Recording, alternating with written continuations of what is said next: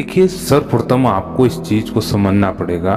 देखिए, मेरा कहने का तात्पर्य ये है कि अगर मेरे इस वीडियो को कोई भी देख रहा है, बच्चा देख रहा हो, बड़ा देख रहा हो, बुजुर्ग देख रहा हो, स्त्री पुरुष कोई भी, वो बहुत ही सरल रूप में समझेगा। और इसको इतना मैं सूक्ष्म करके आपको बताऊंगा, इतना सरल करके बताऊंगा जो आपको बिल्कुल सरल रूप से समझ में आएगा।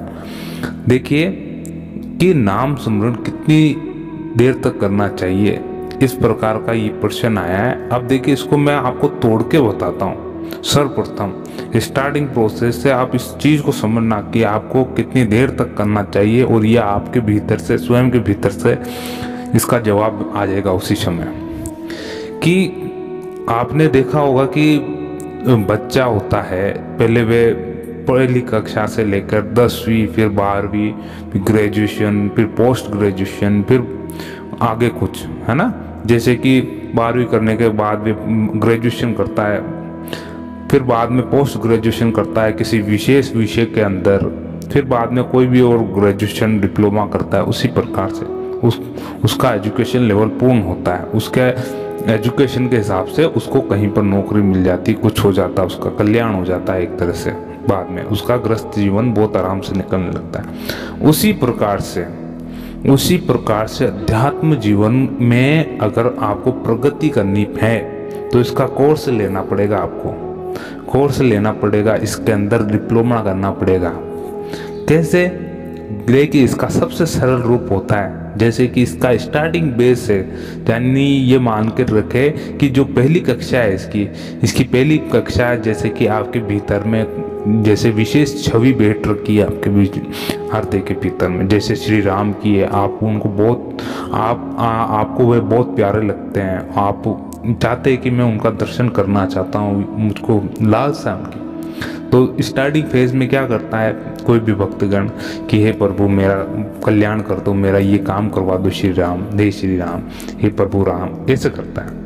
तो ऐसे काम नहीं चलेगा, आपको स्टार्टिंग फेज उनके नाम स्मरण से करनी पड़ेगी। जैसे कि कैसे कि जैसे कि राम नाम है तो राम राम राम मुख से बोलना पड़ेगा आपको, शुरुआती तौर पे मुख से बोलना पड़ेगा, राम राम राम राम राम राम राम। ऐसे करते हुए आपको 9-10 दिन हो जाएंगे धीरे धीरे। फिर बाद में क्या आएगा कि ये तो हो गया आपका वाचिक जाप, फिर आप उपांशुपा आएंगे धीरे धीरे, उसमें 15-20 दिन लगेंगे, राम राम। फिर आपके केवल होठ ही हिलेंगे, किसी आसपास के बंदे को सुनाई नहीं देगा, वे कोई भी हो उसको सुनाई नहीं देगा।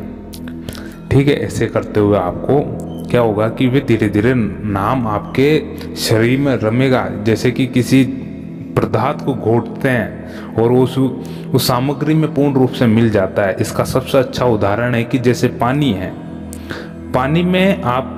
पानी में कौन सा कलर दिखते हैं? पारदर्शी होता है। वे एक इस पार देखेंगे उस पार दिखा देगा आपको, इस प्रकार की उसकी प्रकृति है। अगर आप उसमें शक्कर मिला दें तो बता सकते हैं कि आपको उसको देख के बता सकते हैं कि इसके अंदर क्या मिला हुआ है? नहीं बता सकते, आप उसको चख कर ही बता सकते हैं। अर्थात कहने का तात्पर्य समझे यहाँ पर कि आप उसको अनुभव करके ही बता सकते हैं। ये सबसे बड़ी बात है, उसको अनुभव करके ही आप अपने लफ्ज़ों के द्वारा उसको दोहरा सकते हैं, उसको बताने की कोशिश कर सकते हैं। बाकी वे आपको कभी भी समझ में नहीं आएगा ये है क्या। उसी प्रकार आपको सर्वप्रथम वाचिक जाप करें, फिर उपांशु करें, फिर मानसिक जाप होता है धीरे धीरे। जैसे प्रोसेस क्या है इसका कि ये धीरे धीरे ये नाम जो है आपके पूरे शरीर के अंदर रोम रोम में बस जाएगा, रोम रोम में बस जाएगा। कैसे? जब भी आप प्रभु नाम स्मरण कर रहे, फिर बाद में क्या होता है कि जैसे ही रोम रोम में बसता है, जब भी आपका मुख बंद हो जाता है, आप सो जाते हैं, नींद लेते हैं, तब एक अजपा जाप चलता है जो निरंतरता से चलता है। वो सोने के पश्चात भी चलता है, वो हर कार्य करता है तब चलता रहता है। आप कोई भी कार्य करे जब चलता रहेगा, कोई भी कार्य करे जब वह चलता रहता है। इस प्रकार फिर रोम अजपा जाप आपके भीतर ही भीतर घूमता रहता है, भीतर ही घूमता है। जैसे भक्त हनुमान जी की खासियत यही थी, वे श्री राम को एक तो छवि से तो जानते ही थे, मगर उनका नाम के द्वारा उन्होंने बहुत ही बढ़िया प्रगति की, जो संसार में आज तक उनका नाम जाना जाता है। क्योंकि वे हर समय प्रभु का नाम सुमरण ही किया करते, हर समय। प्लस खासियत ये और थी कि उनकी छवि उनके मस्तिष्क में छपी हुई रहती है हर समय, इसलिए उनको दुनिया आज तक पूछती है। एक तरह के वॉरियर है वे। इस प्रकार से नाम सुमरण कितनी देर करना है ये आप स्वयं को पता लगाना चाहिए कि ये कितने समय नहीं होता, ये हर समय होता है। ये नाम सुमरण हर समय होता है, बस आपको ये अनुभव करना है कि इसको कैसे पता कैसे लगाए, ये हो रहा है कि नहीं हो रहा है। देखिए सर्वप्रथम क्या होता है कि आप अपनी श्वास से लेते हैं, श्वास आ रही है जा रही है, इसमें उस माला को पिरोने की कोशिश करें। जैसे राम राम शुरुआती दौर है, तो शुरुआती रूप से तो आप मुख से जुपे राम राम राम राम राम, एक जगह बैठ जाए, थोड़ा सा समय मिले तो एक जगह बैठें और उनका ही ध्यान रखें। हाथ में ना तो मोबाइल रखे, किसी भी प्रकार की सामग्री ना रखे, आसपास में ऐसा कोई भड़काऊ साधन ना रखे जिससे कि आपका ध्यान भंग हो। आराम से बैठ जाए, भले कुर्सी पर ही बैठे क्यों ना हो, कहीं पर भी बैठो, मगर उस चीज़ को आप निरंतरता से बोलते रहें। जैसे कि आप सोच निश्चित करके बैठें कि हाँ 10 मिनट तक बैठूंगा तो केवल ये मुख से मेरे ये नाम ही निकलेगा और कुछ नहीं, केवल 10 मिनट इस चीज़ में, है ना। तो इस प्रकार से आपका निश्चित दृढ़ ये संकल्प दृढ़ कर लेंगे कि 5 मिनट के लिए मैं इस स्थान पर बैठूंगा केवल इसी चीज़ के साथ, और कुछ नहीं होगा उस समय, ना किसी प्रकार का मोबाइल का साधन होगा, नहीं कोई। तो इस प्रकार से आप अपना संकल्प को दृढ़ बनाने लगे। जैसे कि आप 10 मिनट बैठे, फिर बाद ऐसे जब आपका संकल्प दृढ़ होने लगेगा तो मान के चलिए जो आपके अंदर का जो आप जिस तत्व को खोजने की कोशिश कर रहे हैं वो आपके सामने प्रकट हो जाएगा अपने आप। इसलिए इसको निरंतरता से करना भी बहुत ज़रूरी है। जैसे ही आप 2 दिन छोड़ देंगे, गैप आ जाता है, तो आपका क्या मन बहुत ही चंचल चलायमान है, वह आपको तुरंत दूसरी दिशा की ओर ले जाने की कोशिश करेगा, आपका मार्ग भटका देगा, आपको मनमोहक साधनों की ओर ले जाएगा, जिससे कि आपका वापस आना दुर्लभ हो जाएगा इस मार्ग पर। इसलिए आपको कोशिश यही करनी है कि इस मन की लगाम पकड़ के रखनी है आपको बहुत ही जोर से। जहाँ पर आप इसको ले जाना चाहते हैं वहाँ पर जाए, इस प्रकार की इसकी प्रकृति बनानी है आपको। निरंतर जपना है इस नाम को, बार बार अनुभव भी करना है। आप जब शांत हो जाए तो आपको ये स्मृति लानी है कि हाँ मेरे भीतर वह नाम स्मरण हो रहा है। और आप जब भी शांत हो जाए तो आपको भीतर से आवाज आनी चाहिए कि राम राम राम, ऐसा निरंतर अंदर से स्पंदन हो रहा है राम नाम। जैसे रक्त चलता है अंदर, स्पंदन होता रहता, उसी तरह स्पंदन होना चाहिए राम राम मेरा चल रहा है। ये अनुभव करना पड़ेगा आपको बार बार, और ये केवल अभ्यास के द्वारा होता है। थोड़ा अभ्यास के द्वारा ही ये संभव है। या आप ऐसे सोचे कि नहीं केवल मैं इसको ना तो बोलूँ ना कुछ करूँ, ना आपको जपना भी पड़ेगा, सुमरण करना भी पड़ेगा, तब भी जाके ये आप अनुभव कर पाएंगे। इसका फायदा क्या होगा? इसका फायदा यही होगा कि आपके मन के अंदर एकाग्रता आएगी, चित्त शुद्धि होगी, किसी भी प्रकार के फालतू के विचार आपके मस्तिष्क में नहीं होंगे, अविचार नहीं होंगे, और जो भी विचार आपके मस्तिष्क में उत्पन्न होगा वो सकारात्मक अच्छी सोच लिए हुए और आपके कार्य में प्रगति कैसे हो उससे संबंधित ही होगा।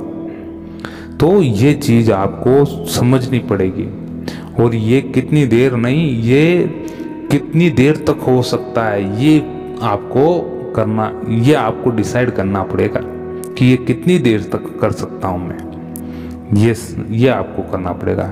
इस चीज़ पे आपको अभ्यास की बहुत ज़रूरत होती है, बहुत ही अभ्यास की ज़रूरत होती है। अगर आप मान के चलिए, आप अगर जवानी में शुरू करते हैं इसको, धीरे धीरे धीरे धीरे धीरे धीरे धीरे जैसे उम्र निकलती जाएगी तो क्या होता है कि एक फाउंडेशन होती है जिसका आधार शुरुआती रूप से ही मजबूत बना हुआ रहता है। तो एक दरमियान पश्चात, यानी एक उम्र लिए हुआ पश्चात वो इतना ठोस हो जाता है, फिर उसको कोई डगमगा नहीं सकता है। अगर आप आज से ही शुरू करते हैं तो आप मान के चलिए आज के 40 या 50 साल की आप उम्र हो जाती है, फिर आप उस समय आप इस ऐसी प्रकृति हो जाएगी आपकी कि आप का पहनावा भी अलग हो जाएगा और आप एक मौन अवस्था में आ जाएंगे, यानी आप बिल्कुल कम बात करने लग जाएंगे और बिल्कुल जहाँ पर भी बैठेंगे बिल्कुल शांत अवस्था में बैठे रहेंगे और प्रभु का नाम जहाँ पर जितना बोलना है केवल उतना ही 2 शब्द बोल के आप विराजित हो जाएंगे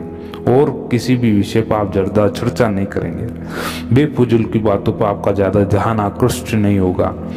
ऐसी प्रकृति आपकी हो जाएगी। ये देखिए ये अनुभव का ही विषय है, बाकी आप इस चीज़ को किस प्रकार से आप एक्सप्लेन कर पाएंगे ये नहीं किया जा सकता अनुभव के द्वारा।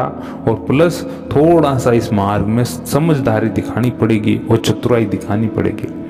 मन को थोड़ा भटकाने के लिए आपको बार बार इसको लगाम इसकी कसकर बार बार इसको उसी दिशा में लाना पड़ेगा आपको कि हाँ इसी दिशा में की ओर जाना, मुझको और कहीं दिशा और अलग मार्ग में नहीं, इसी दिशा में। यानी ये अभ्यास के द्वारा ही होगा संभव, बाकी और मार्ग बिल्कुल नहीं है। इस चीज़ को आपको गांठ बांध के रखनी है, तभी आपके दिमाग में चीज़ फिट बैठेगी और आगे तक आपका लंबा सफ़र होगा।